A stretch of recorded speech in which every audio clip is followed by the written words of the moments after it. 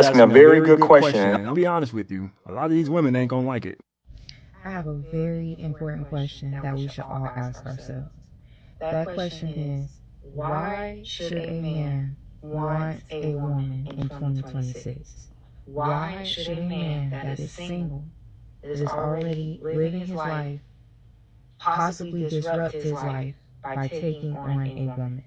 The reason I ask this question is because I think that a lot of us women have a very outdated mindset.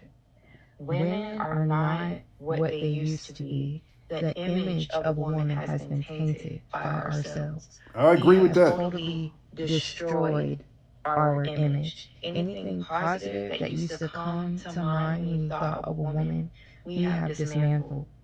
And we don't piece together the fact that dismantling our image comes with